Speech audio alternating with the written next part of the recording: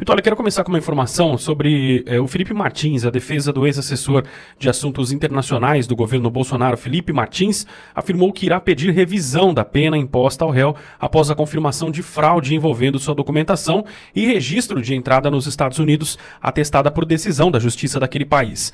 A defesa espera a divulgação dos nomes que estão envolvidos na fraude, solicitado pelo juiz do caso nos Estados Unidos, que é o Gregory Presnell.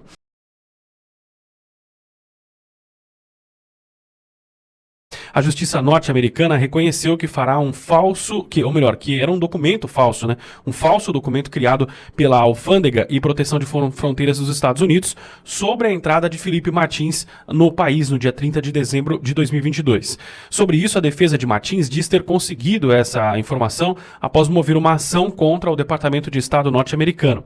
Com base nesses registros, agora considerado fraudulento, o ministro Alexandre de Moraes, que é o relator do caso envolvendo a suposta tentativa de golpe de Estado, decretou a prisão preventiva de Martins.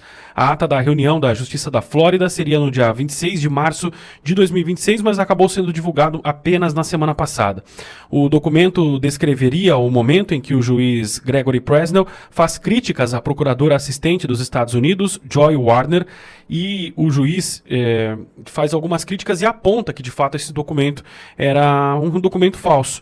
E um detalhe que tem chamado a atenção nos últimos dias é que esse juiz foi nomeado pelo então presidente democrata Bill Clinton, então não seria uma interferência do governo dos Estados Unidos, né? Então de fato atesta que o juiz está investigando o caso, está tentando entender as condições da entrada do Felipe Martins, ou da suposta entrada, pelo menos no documento, e está tentando entender como é que isso aconteceu.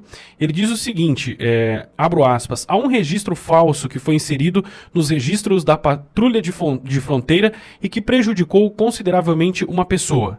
O governo reconhece a falsidade dessa informação e sua gravidade. A pessoa que foi afetada por isso, a saber, que foi presa por causa disso, tem o direito de saber como isso aconteceu e quem foi o responsável. Fecho aspas ao que diz um documento revelado originalmente pela Folha de São Paulo. A expectativa da defesa do ex-assessor da Presidência da República agora é que o governo norte-americano entregue em breve todas as movimentações referentes ao período em que houve a inserção do nome de Felipe Martins no sistema de imigração. Então essa é a grande questão que importa agora para a defesa, Ptolemy, entender, e aí o advogado Jeffrey Schickini já falou que tem quatro nomes, quatro pessoas que estariam envolvidas nessa fraude, e a defesa aguarda agora um posicionamento dos Estados Unidos para entender quem são essas pessoas que inseriram esse documento falso, e aí sim pedir a revisão de pena do Felipe Martins. Não dá mais para esconder. São muitas pessoas que já estão conseguindo recuperar valores que estão escondidos dentro de várias brechas do sistema. Descobri R$ 4.633, recuperei em poucos dias no Pix ainda. Tem como recuperar 5 mil, 10 mil ou até mais e que estão lá parados. Mas como conseguir isso, ninguém explica direito. E não sabemos quanto tempo vai ficar no ar. Então, é fundamental clicar agora no link na descrição ou ainda apontar o celular para esse QR Code. Não deixe dinheiro que é seu para trás. Obrigado, viu, Barros, por trazer esse tema. Ele é caro para nós. Um abraço para a dona Claudilene, a dona Cláudia, né, e o seu Carlos Antônio, que são pais do Felipe Martins. Os pais do Felipe Martins moram aqui no interior de São Paulo, perto da gente, e são ouvintes da Ouriverde. Aliás, sexta-feira, depois da notícia, né, vinda dos Estados Unidos, eu conversei com a dona Cláudia, uma conversa emocionada com a dona Cláudia, né, pelo WhatsApp. Eu agradeço, dona Cláudia, o prestígio e o carinho que a senhora tem por nós, seu Carlos Antônio também, pais do Felipe Martins. Imagine o coração desse casal, sabendo que tem o filho preso desde o dia 2 de janeiro desse ano, injustamente. O mesmo filho, honrado, homem que é, passou 7 meses preso, lá em 2024, tudo isso acusado por um crime que ele não cometeu, não tem crime nenhum cometido pelo Felipe Martins, sendo que ele foi usado, Felipe Martins, para tentar ser um delator de Jair Messias Bolsonaro. O tempo que Felipe Martins inicialmente passou na prisão teve um destaque de 10 dias numa solitária, sem ver a luz do sol. 10 dias, numa nítida tentativa de torturar Felipe Martins para ele delatar Jair Messias Bolsonaro. E sabe o que o Felipe Martins fez, ao contrário do traidor desse sem vergonha do Mauro Cid, você sabe o que Felipe Martins fez? Ele disse, eu não tenho que delatar, não tem nada de errado. Jair Messias Bolsonaro não fez nada de errado. Jair Messias Bolsonaro não cometeu nenhum crime. Como eu vou delatar? Então você vai para solitária. Tá bom? Eu vou para solitária, mas o que vocês querem? Que eu fale o que? Mentira? Mauro Cid foi falar mentira. Mauro Cid é um sem vergonha, um traidor, né? Mauro Cid é outro que a história vai punir. Pode ter certeza disso, né? A cabeça dele já deve estar uma situação bem ruim, porque ele sabe o que a gente pensa sobre ele hoje. Mauro Cid foi usado e queriam usar também o Felipe Martins. E o Felipe Martins não se rendeu, nem mesmo sob tortura. Então, dona Cláudia, seu Carlos Antônio, tenham orgulho do filho de vocês, que passa hoje por uma situação que em breve ele estará livre, estará em liberdade, e honrado será pela coragem que teve de não mentir para entregar seus próximos. Isso se chama hombridade, honradez. Isso é ser homem.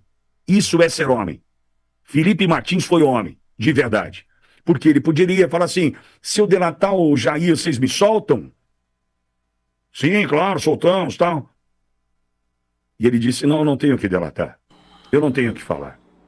E esse homem está preso hoje, na cadeia de Ponta Grossa. Esse retorno de Felipe Martins à cadeia se deu por um outro, um frustrado, né, um recalcado, né, que disse que Felipe Martins havia acessado seu LinkedIn e denunciou no e-mail Felipe Martins para Alexandre de Moraes, que então, em função da proibição de acesso às redes sociais, era uma cautelar imposta por Alexandre de Moraes sobre Felipe Martins. Em função disso, Alexandre de Moraes determina a prisão de Felipe Martins, por conta de um recalcado, de um frustrado, que acha que, não tem prova nenhuma desse sentido, que o Felipe Martins acessou seu LinkedIn. Esse é o Brasil. Agora, 2 pontos para mim importantes aí, que eu quero destacar. Primeiro, dia 30 de dezembro de 2022, o presidente Bolsonaro deixa o Brasil e vai para os Estados Unidos, ainda presidente da República, e você se lembra disso. A posse de Lula se deu no dia 1º de janeiro. Você se lembra disso. Me diz uma coisa, qual é o problema de Felipe Martins estar ou não estar na comitiva do então presidente Jair Messias Bolsonaro, que deixou o Brasil e foi para os Estados Unidos? Qual é o problema? Qual é o problema? Nenhum. Qual foi o crime cometido por Felipe Martins? Nenhum. Nenhum.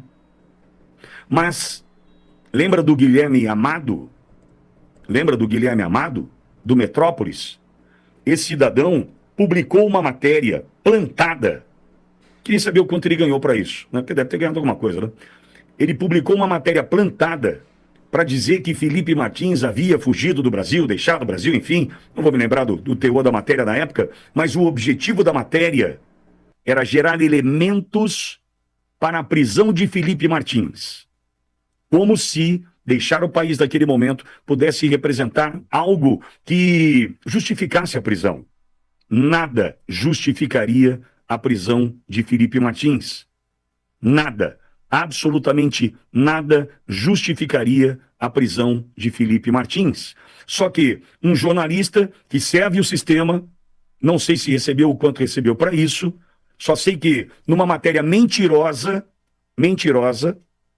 entrega Felipe Martins para Alexandre de Moraes, que manda prender Felipe Martins. O objetivo era transformá-lo num delator, só que encontraram um homem de verdade, coisa que muitos não são hoje, não é? Mas Felipe Martins é homem de verdade e não delatou. Então, primeiro ponto, nada justifica. Ele não cometeu crime algum, Felipe Martins. Quem cometeu o crime? Aí é que é o lado bom dessa história. Por mais que essa justiça aparentemente esteja demorando, tudo ao seu tempo, essa justiça americana em especial já decidiu, vai querer saber quem fez isso. Por que isso é um crime de segurança nacional quando se trata dos Estados Unidos? Por que isso é um crime? Né? Essa história de inserir um nome no sistema no I-94, tal, de entrada dos Estados Unidos. Por que isso pode representar ou representa um crime de segurança nacional nos Estados Unidos?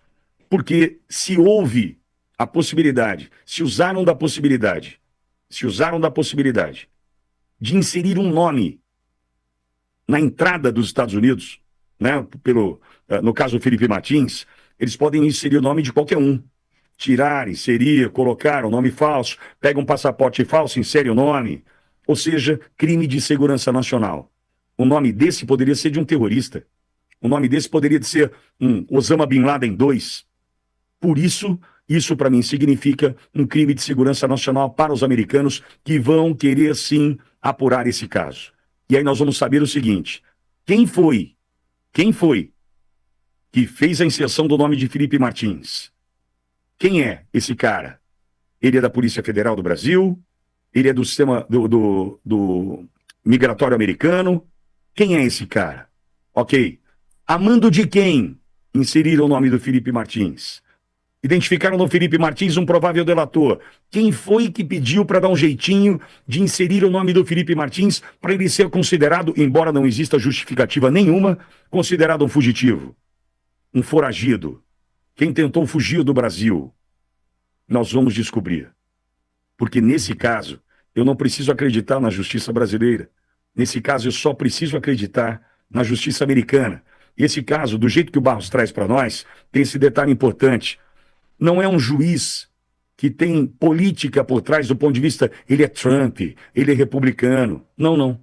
O juiz que quer saber, quem plantou essa mentira, essa fraude, essa farsa dentro do sistema migratório americano, o juiz que quer saber, quem colocou foi um democrata, ainda em tempos de Bill Clinton. Então, amigo, essa história vai ficar boa.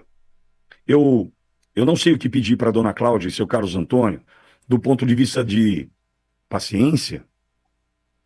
Vamos aguardar. Vai dar tudo certo. Eu tenho vergonha do casal.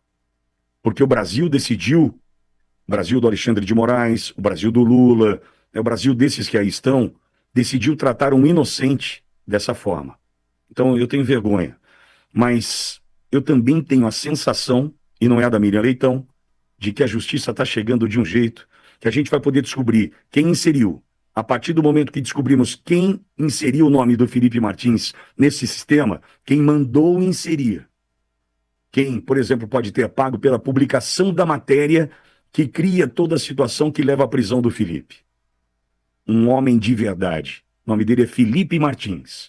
Poderia ter sido mais um traidor, como foi Mauro Cid, esse sem vergonha do Mauro Cid, que mentiu na delação, delatou 11 vezes, tiraram 9. Um absurdo. Tudo para prender o presidente Bolsonaro. Só que no meio disso tudo, para prender o presidente Bolsonaro, a prisão de inocentes que simplesmente estavam diante do QG em Brasília, ou que foram até a Praça dos Três Poderes e todos já encontraram ali tudo destruído pelos infiltrados, que foram recebidos pelo G. Dias, que está sumido também. A gente não pode esquecer do G. Dias, hein? Quando a gente for resgatar tudo isso, para passar tudo a limpo, G. Dias é um criminoso também, esse general, que abriu a porta do Palácio do Planalto para os infiltrados. Cafezinho, água, essa foto aqui vai ficar boa, tal. Lembra daquilo? Então a gente tem muito por fazer ainda. Tem muita coisa para a gente passar limpo, né? E Felipe Martins, eu repito, é um homem honrado, de brio e que orgulha os seus pais, que me ouvem agora, dona Cláudia e seu Carlos Antônio. Que em breve a gente tenha outras boas notícias. Ô Lanza, o Cláudio está no estúdio? Que bom. Deixa eu ouvir então o Cláudio Koffel. Cláudio, novidades então no caso Felipe Martins, né, em especial com relação a essa vontade agora da justiça americana de saber quem promoveu esse que é considerado ali crime de segurança nacional. Cláudio, bom dia, seja bem-vindo. Bom dia, Alexandre Vitória, os colegas de estúdio, a toda a audiência da Auriverde no Brasil e no mundo. A primeira característica que todo mundo tem que ter em relação à justiça, ao poder judiciário, é que a regra funciona assim. Um lado acusa algo, traz todos os seus argumentos e todas as suas provas, o outro lado é chamado para se defender, trazer todos os seus argumentos e sua prova. O juiz não tem nada a ver com nenhum lado, não acredita em nenhum lado e não defende nenhum lado. Ele tem uma lei, Ele tem os fatos e ele tem as provas. Nesse conjunto que é desenvolvido com bastante detalhismo, ele chega numa conclusão. A conclusão dele é a sentença. É assim que funciona o Poder Judiciário, é assim que funciona um juiz que presta concursos no Brasil e que faz uma carreira honrada. Não é assim que esse senhor chamado Alexandre de Moraes faz. Porque quando ele prestou concurso para ser promotor, ele desistiu depois, passou em primeiro lugar, mas depois ele foi promotor alguns anos e desistiu, porque promotor não ganha que nem um advogado bem-sucedido. Promotor não ganha como advogado bem-sucedido que vai ser advogado de grandes empresas. Depois do advogado bem-sucedido, que vai ser advogado de político. E aí, ministro do Supremo Tribunal Federal. Ele tem um plano de poder de perseguição política.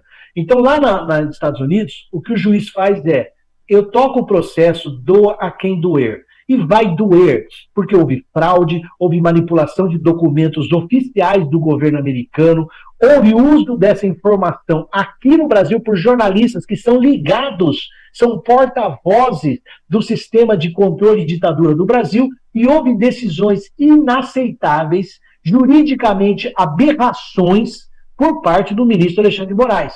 Lembrando, como o Alexandre Pitoli bem falou ontem, o Melancia, que no final do mês de dezembro do ano passado, fez a denúncia de que o Felipe estaria utilizando redes sociais.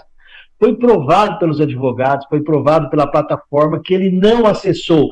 Mesmo assim, o ministro Alexandre de Moraes persegue. E olha, Alexandre Pitoli, a perseguição dele em relação ao Felipe Martins é algo tão pessoal como é em relação ao Daniel Silveira. E os dois não são importantes e poderosos como Jair Bolsonaro na política nacional. Mas é uma coisa tão pessoal que eu diria até que parece crime passional. Parece ódio de amor não correspondido. Mas não é. É ódio de quem persegue oponente político para enterrar a justiça. E nós vamos conseguir vencer as eleições de 2026. Nós vamos conseguir maioria para abrir processo de impeachment contra o ministro Alexandre de Moraes, e esse senhor vai sofrer impeachment e vai se responder pelos crimes. Ou ele faz que nem o Lulinha, né, Alexandre? Foge para a Suíça, vai ser vizinho do Vini Júnior.